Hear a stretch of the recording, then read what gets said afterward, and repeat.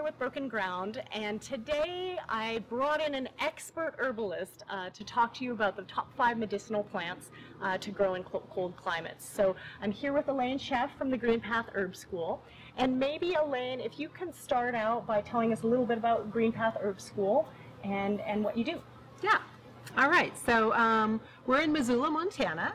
And our school teaches students about medicinal plants, and we do everything from kind of like 2-hour classes to, so just training community about medicinal plants to year-long programs to really in-depth programs for people who want to be herbalists. So kind of all interest levels. And we've been doing that for about, I think this is our 6th year now that we've been doing that. So, and I think it's the best job in the entire world. And I've been an herbalist for over 30 years now. I've been working with medicinal plants and in lots of different ways. So, growing medicinal plants for 30 years. For 30 years. Yeah. Wow. Yeah. Yeah. And I'm actually here in Missoula. We're here in Elaine's beautiful medicinal garden. You may hear there's a beehive in the background that's kind of supporting this whole system. And so I'm actually here teaching a permaculture class for the herb school. So it's really great to connect that way. Yes. So why don't you start by telling us the top 5 medicinal plants that you would recommend?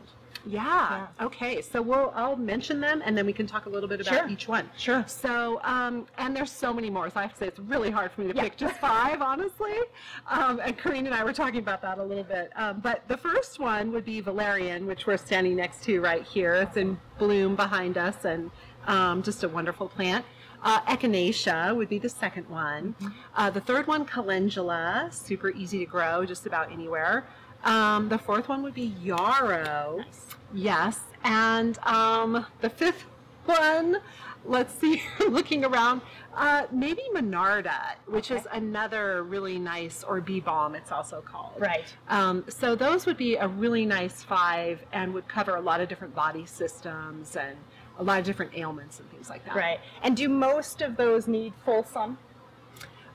Yeah, so most of them would go at least partial sun, I would say. Okay. Yeah. Okay. And so these are things also that you could be growing in just an herb garden, like what Elaine has going on here, or they could be incorporated into a food forest system too. So, yeah, so tell us a little bit about Valerian. Yeah, so Valerian is a perennial, and it is... you don't want to gather the roots in the first year, actually, of any perennial, so the roots are what you gather.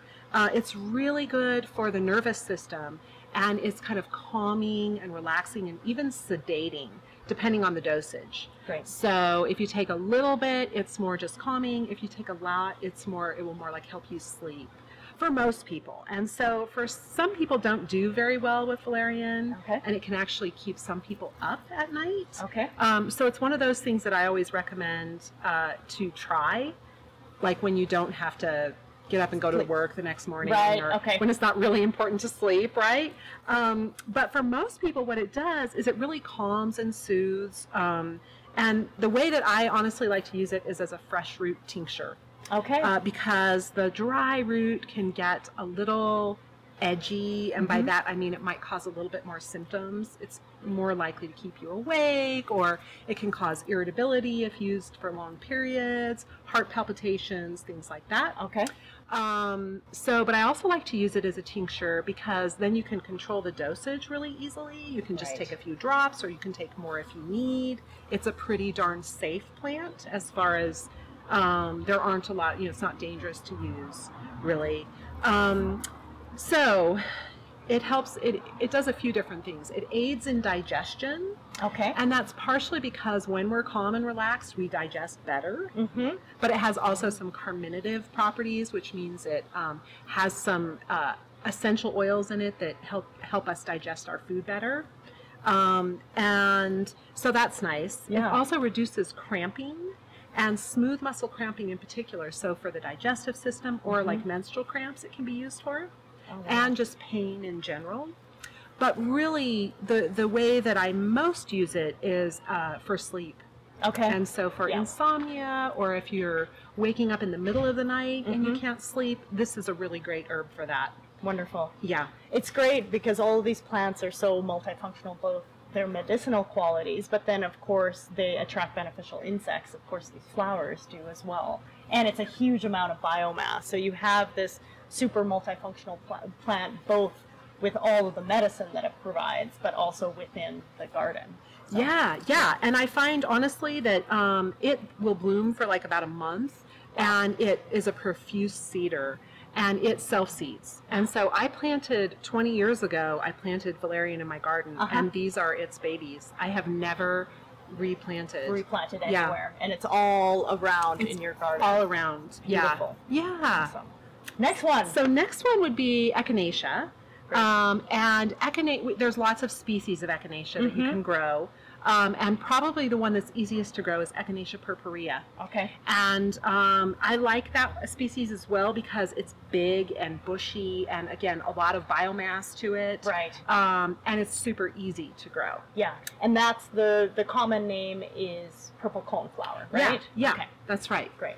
And so Echinacea is, again, it's perennial, and it will self-seed as well.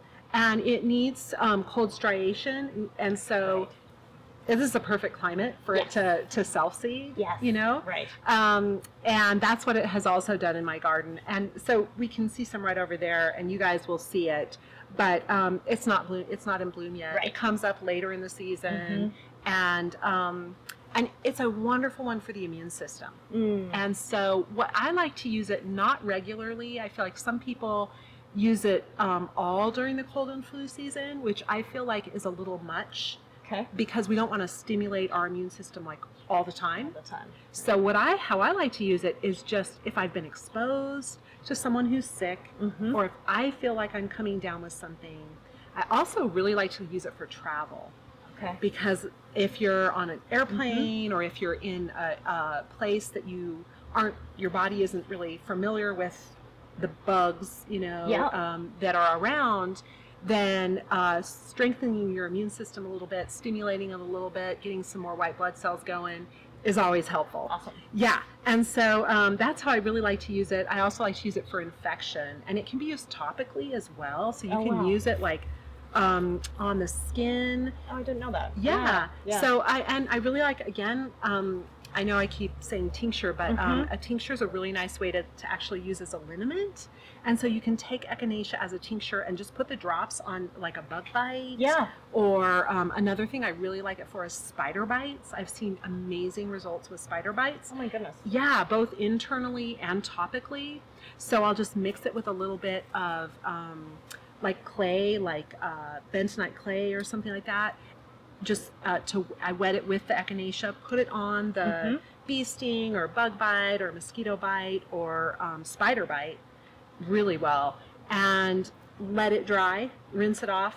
And if it's a spider bite, especially a poisonous spider, I'll put it back on, let it dry, rinse it off, put it back on, let it dry, rinse it off. And it works so good.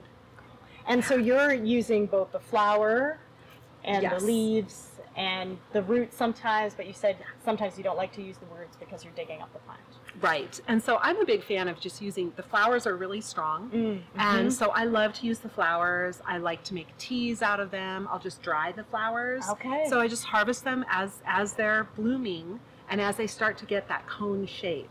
So you want to wait until that really, the disc flowers rise up like that into a cone shape. Yeah. And then that's when you can harvest it. So it might look a little raggedy, which is totally fine. That's when it's the strongest. And then I'll lay it out on a screen, let it dry, and then you can just put it in a jar. You can make tea out of it. You can do a decoction, or you can harvest the whole plant, rinse it off. I like to use the whole thing. Sometimes I won't use the stems. Okay. But everything, I'll use the stems if they're pliable. Okay. But once they get down to the bottom where they're kind of woody, I don't use that part. I'll just compost that. Right. And then just chop it up, throw it in some vodka or some ethyl alcohol, like Everclear. Yeah. And tincture it. Wow. Yeah. That's simple. Yeah, it's super simple. And then you can take the drops, you know, when, like I said, when you've been exposed. You can take it if you have, after you go to the, you know, if you're going to get your teeth cleaned. Yeah. If you're, if you have an infection. It's just so versatile. Yeah, and you can make salves out of it, or, you know, so lots of different options for it. And then it's also a late summer, again, it's a late summer insectivore plant for bees. And it's so beautiful. Yes. You know, it's just a fun one to have in the garden. Awesome. Awesome. Third medicinal plant. So how about calendula, which I love. That it's such an easy one to grow, and I just love everything about calendula. It's super accessible. So you can eat the petals, you know, so it's a nice edible, beautiful flower. And the flower is the part that you use medicinally. Okay. So I'll just, and again, it will bloom throughout the season. It's actually one of my latest bloomers in my garden. Oh, interesting. Yeah, it'll bloom all the way until October for me. Okay. Yeah. Maybe not October in Bozeman, but right? September. But it's a long, it will bloom for a long time. It will. Yeah. Continuously. Yes. And so I'll just pull the flowers as they're blooming, and I'll just, again, lay them on a screen, and I'll just throughout the whole season. So I have kind of a screen that's dedicated to calendula, and as they dry, I kind of move them along. Nice. Yeah, and then I'll use them, you can do a tea. I love doing an oil, like an herbal oil, and making a salve, or just using that oil. You can use it. It's just so good for your skin. Yeah. So it's antifungal, it's antimicrobial, and it's just so healing to the skin. So it encourages cell proliferation, so it will help the skin to heal. It reduces scarring, reduces stretch marks. You know, so many great things about it. It's just very healing to the skin. Yeah. And that's a self-seeding annual, right? Yes. Okay. Yeah, absolutely. Yeah. So it will come back every year. You know, I have little babies that pop up. And the only thing I'd say about that is sometimes I do like to start the seeds indoors, because they just come later. They'll just come on later. Right. But they will self-seed and do their thing too. Yeah, absolutely. And that is one that I have put in my garden, and now it's there. You know, for in perpetuity. Because it just keeps on coming up and seeding, and it's just great and happy plant. Yeah. And so what else? Oh, it's really good for the lymph too. Okay. So it's a really gentle lymphatic mover. So if you have swollen lymph nodes, or tonsillitis, or if you've been injured, or you're recovering from an ailment, it's a just real gentle support for that. And it's safe for like kids, babies, elders. You know, I used it on my boys when they were infants. I would do little massage, calendula massage for them, or you can make a tea and put it in a bath for a baby. Nice. So it's like super flexible herb, and probably one of my favorites. Yeah, and so easy to grow that, you know. And it's only the flower that you use in that case. It's just the flower. Okay. Yeah. Cool. Great. Yeah. Next plant. Yarrow. Yes. Okay, so again, a perennial. Yeah. So easy to grow. It will self-seed. So lots of little seeds that it makes, and the whole plant is medicinal. So the root has been used for toothache, and they used to pickle it and put it in a big jar, and you could go like to the the store, you know, when it's like I forget what those are called, but the store that has everything in it. Right. You know. And you could buy a little root, and you'd put it between your gum and your cheek for a toothache. Wow. Yeah. So they pickle it in vinegar? I think so. Oh, wow. Yeah. Okay. That's very cool. Yeah. And so anyway, good for toothache, the root. And then the leaves and the stems are medicinal, but what's mostly used is the flower. Okay. And so, and I always like to get the true species. So Achillea millefolium. Okay. There are a lot of varietals that you can get like at a gardening store that are like pink or red or yellow. And I would not use any of those medicinally. Okay. I would just use the white. Just the white one? Yeah. Okay. Yeah. And is that because they just don't have the same properties?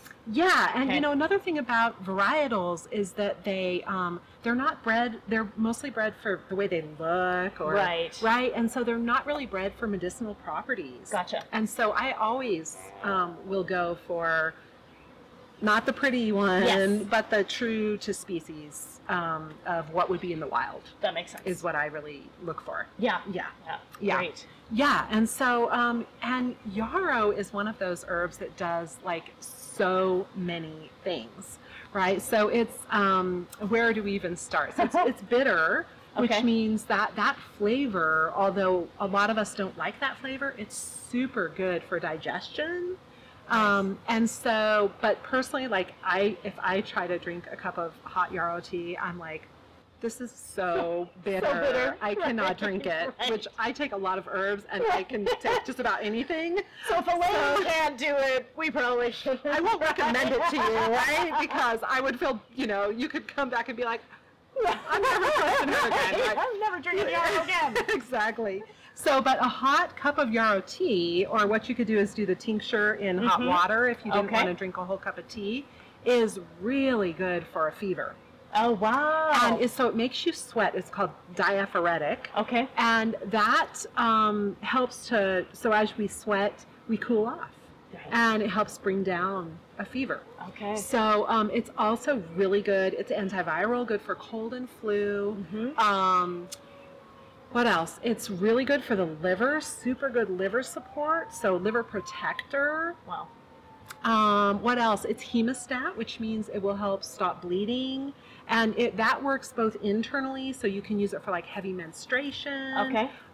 You can use it for any kind of hemorrhaging. You can also use it topically for that. Wow. So you can use it if you have, say, like a nosebleed that's happening, or one of its nicknames is Nature's Band-Aid. Oh, wow. And so if you're like out gardening or hiking or whatever, and you get a cut, Yep. you can take the yarrow leaf or the flowers and just do what's called a spit poultice, which is where you just pop it in your mouth. It can be fresh. Chew it up a little bit, put it right on the cut or the area, and it will stop the bleeding and really seal that up. It's amazing. Awesome. It does that so well. So the only thing I would say is it does it so well that you want to rinse it out, make sure it's really cleaned out first. Okay. So if you have your water Gotcha. bottle or Okay. whatever, rinse it really well. And bleeding actually helps because it pushes the debris outwards, right? So you let it bleed a little bit, you rinse it off, and then you put the yarrow on. Yeah. And this is the yarrow. This is the native yarrow. Yeah, right? Achillea millefolium. Yeah. It is native Yeah. to Montana. Okay. Yep. Okay. And lots of places. Right. Yeah. Yeah. That's right. Wonderful. Yeah. Now, did we get Yeah. the 5? No, so we have one more, and I'm sure there's some things about yarrow that I missed as I'm going over Right. them in my head, but you kind of That get the gives you idea. It's a picture. super useful. Look it up. Right. There's more. I'm sure there's more on each of these. And so then the last one we talked about is Monarda. Right. And our native species is Monarda fistulosa. That's right. Yeah. Which is this beautiful kind of purple or lilac kind of color. Yes. And I love it. It's also called bee balm, and which says right there, the bees love it. Yep. Lots of butterflies love it. And lots of natives. I'll see lots of native bees on it as well. Yeah. So in the garden, which is great. And it's also called wild oregano. And so, and I always think when a plant has lots of different names, that always really interests me because I feel like it's probably been used by lots of different people, right? Yeah. And found to be of value by lots of different people. Right. And so Monarda is one of those, or bee balm. And so first of all, you can use it like a wild oregano. It has this delicious something's crawling on my toe. Oh. Something big. Something very big. Okay. So, it has a great smell to it, and it has this spicy, delicious taste that's a lot like oregano. Right. So you can dry it, and you can just crush it up or rub it together and use it as a spice. Nice. It's also that same smell, just like oregano, is really high in volatile oils or essential oils, which is really antimicrobial. Very antimicrobial. And so one of the things I really like to do with it is I like to take the fresh aerial parts, so just above ground parts, chop them up and put them in honey. And I love bees, obviously, but I love everything that bees do. And honey is like I best. think, incredible, Yes. right? It's like magical. And so I love putting herbs in honey. Nice. And so I'll chop up the Monarda. I'll put it in honey. And So you're doing the leaves and the stems and the flower. Yeah. And again, the stems, as long as they're pliable. Okay. If they get woody, which often they do down at the bottom, I would just compost that part. So you can chop them up and put them and just pour honey over. And you want to make sure there's no like air pockets in there, because that will mold. Right. But honey is naturally antimicrobial, and it draws moisture. So this fresh Monarda, it will really start to extract that, and it makes this really spicy, sweet honey. Yes. Which so you let it sit for like 2 weeks to a month, and then I'll take like a stainless steel strainer and just dump my honey through that. Okay. Right?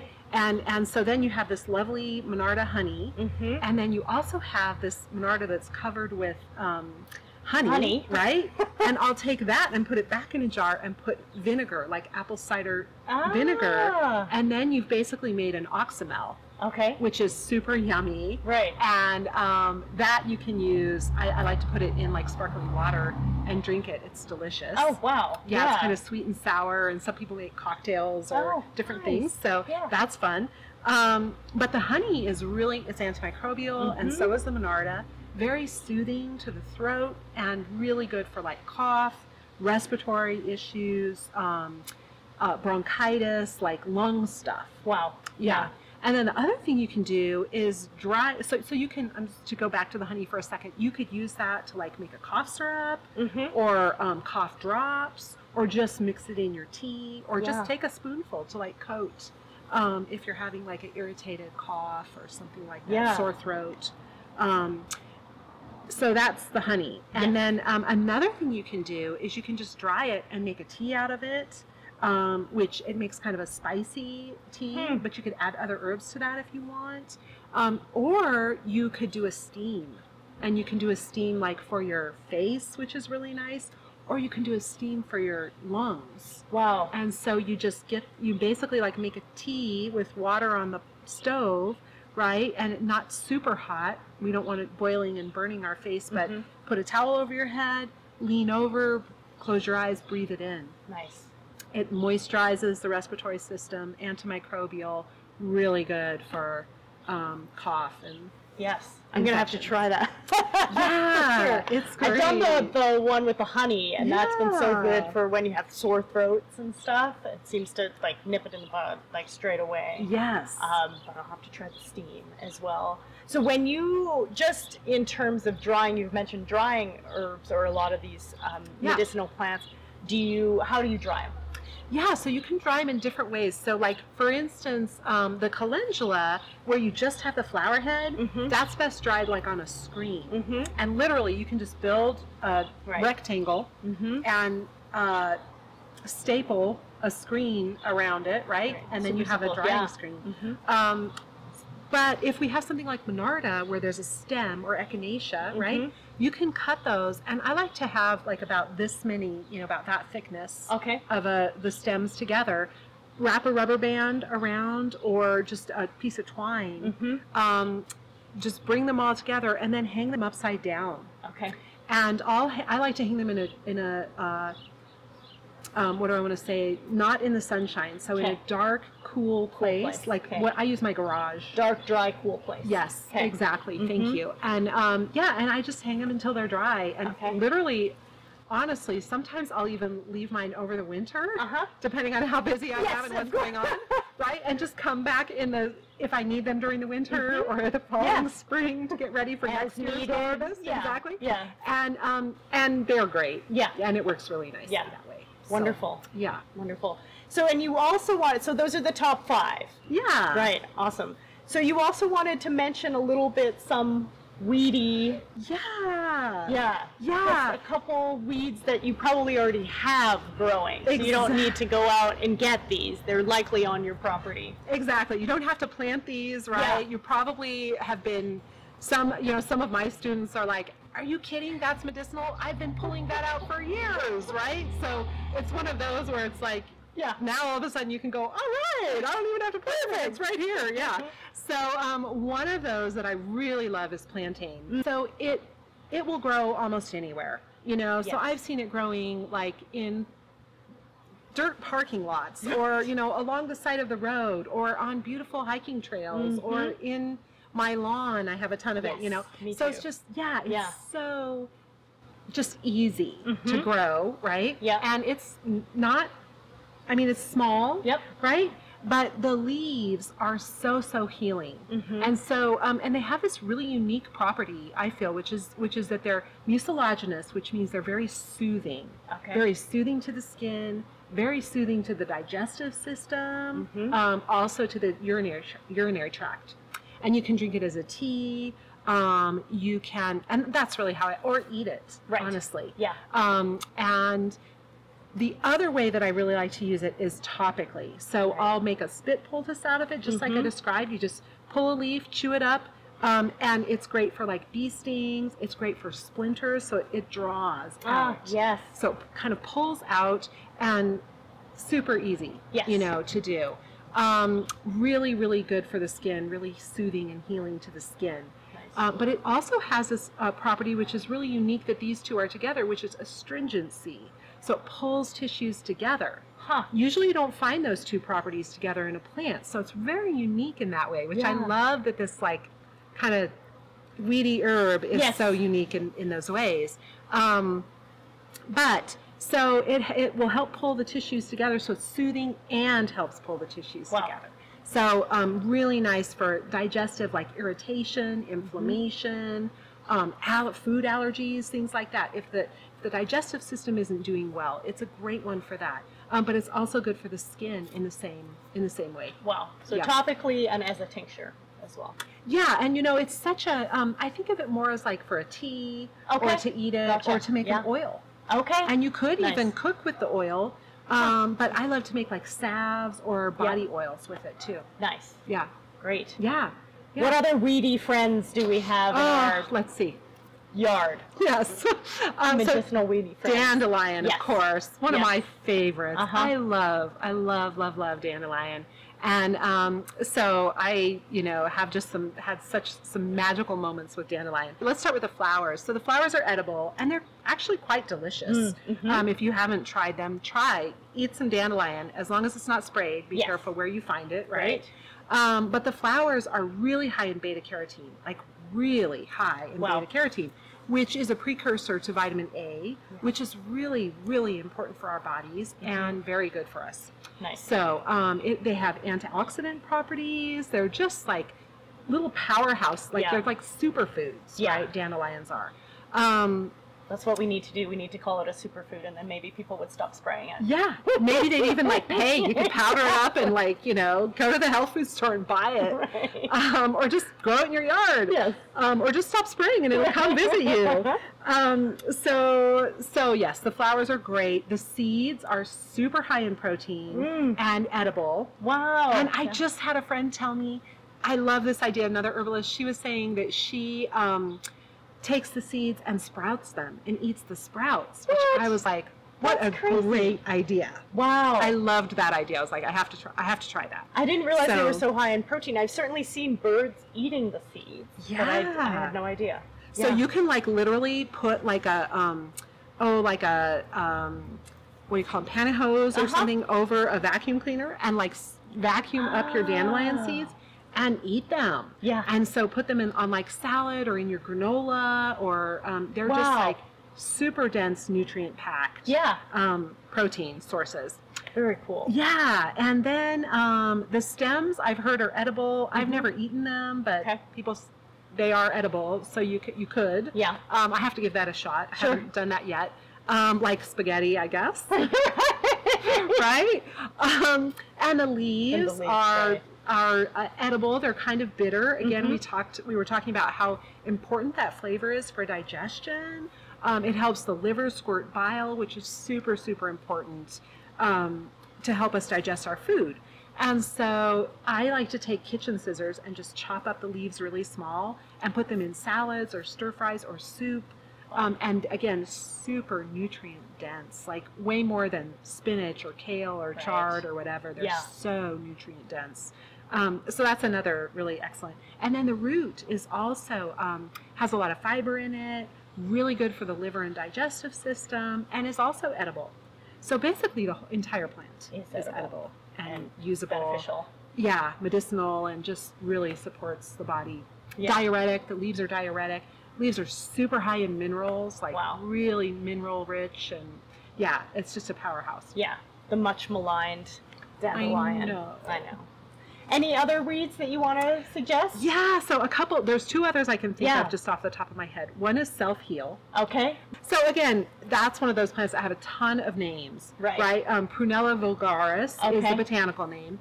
And it is a mint. It's in the mint family, but Okay. it's one of the only mints that doesn't have a smell, really. Huh. But again, so healing. And it's from, I think it's from Europe. Okay. I'm pretty sure that's right. And so not native, Yeah. like none of these are Right. that we're talking about. But again, just so healing to the skin, and edible, so you can eat it, and has these beautiful little flowers on it that kind of look, well, they're in the mint family, so they have that kind of like little hooky looking Nice.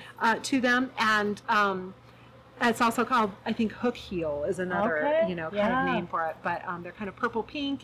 And anyway, I like to dry it. I like to make salves out of it. Nice. You can eat it. You can make one thing I like to talk about is doing an eye wash with it. So it's very healing to the tissues and anti-inflammatory, and just a wonderful edible as well. Yeah. Nice. So that's self-heal. And then the last one I'll talk about, which is probably my favorite edible, is lamb's quarters. Yeah. Just such a delicious edible. Yes. Right? And so nutritive. And one of the first things that comes up in the garden as well. Yeah, right. Early season green. Yeah, exactly. Yeah. Exactly. So, and so nutrient packed again. And the seeds are great too. Yeah. But I love the leaves. And then again, the pliable stems are really so delicious. Right. So it has a lot of oxalic acid in it. So it's one of those ones that's good to cook. And I stir fry it. I put it in soups. You can, steam it and eat it. It's just super delicious. Yeah. So, Awesome. It's amazing how there are all these qualities that we've either forgotten or never known about, of things that probably just grow naturally in our garden, or ways in which we can grow all of this medicine, all this food and medicine, that we've kind of lost that knowledge. So thank you so much for sharing. If people wanted to know more, where can they get a hold of you? What's your website? Yeah, so it's greenpathherbschool.com. Okay, and you also have a blog there with lots more information. In addition to a book, right? Yeah, I've written several books. And those you can find electronically online, or there's hard copies of my biggest book, Naked, which is all about the skin and how to heal the skin, and lots of recipes and things like that. Awesome. So definitely check out Elaine's website and all of her information. She's a wealth of information. So thank you so much, Elaine. Thanks for having me. Yes, for doing this video with me. And my pleasure. Yeah, thanks so much for watching. Yeah, thanks.